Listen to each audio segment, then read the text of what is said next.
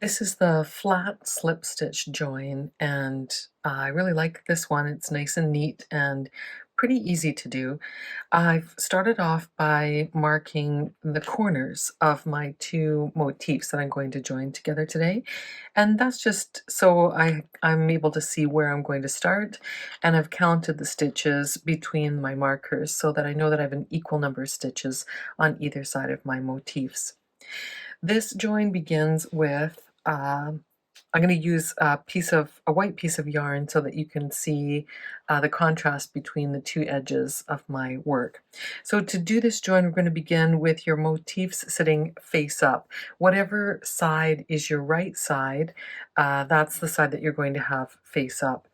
And you're going to use a crochet hook and another piece of yarn to do this join.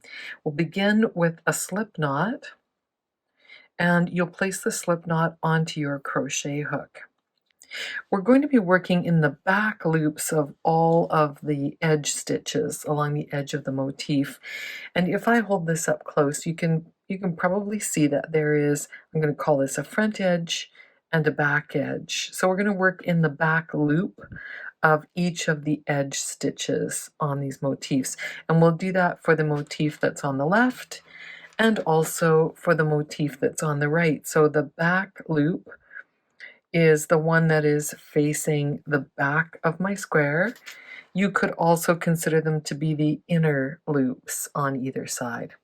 However you think about it, we want to work in the back edge of on the back loop of the edge of each of the motifs. And we're going to begin on the left side and then move to the right side.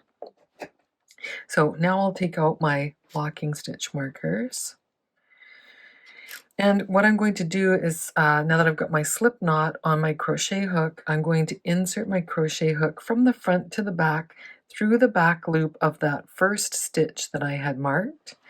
And then I'm going to take my motif that's on the right, and I'm going to insert my crochet hook into the back loop. And you can see I sort of have to move my edge over so I can see it, into the back loop of the corner stitch on the motif that's on my right.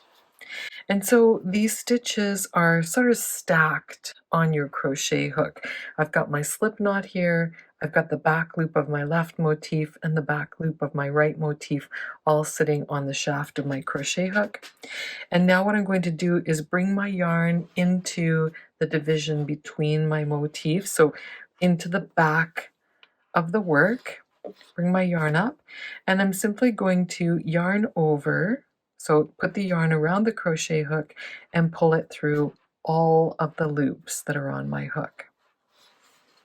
And then I do that again. So working the next stitch up, I'm going to insert my crochet hook through the back loop of the left motif and the back loop of the right motif, and then I'm going to yarn over with my crochet hook and pull it through all the stitches on my crochet hook. So back loop of the left, back loop of the right, and they're all kind of stacked on there. Yarn over and pull through all the loops on your hook. So continue up the edge of your crochet squares, and if you find it helpful to hold them differently, to hold them together, that's fine too. I just find that sometimes it's tricky to get those back loops if I have them folded.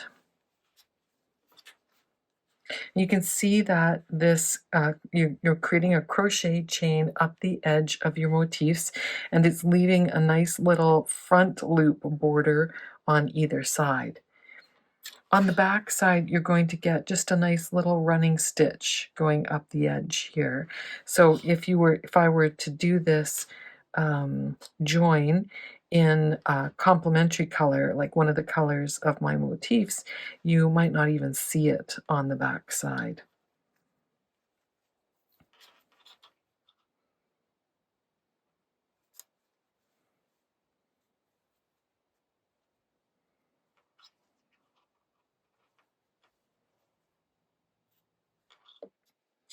When I get to the point where I'm about to join up the two sides that have my markers in them, I'll bring 2 more squares into play here.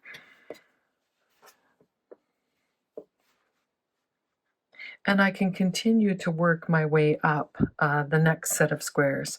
When I'm done working all my vertical lines, I'll just come back, turn my squares around, and work in the other direction. You can chain one over top of the previous join that you made going in the first direction as you come in the second direction. Now let's just talk about what we're going to do here. So I've come all the way up here. I just lost my last stitch, so I'll put it back in here. And now I'm at my markers, so I'm just going to take them out, and phew, everything's lined up so far. And I'll do these two.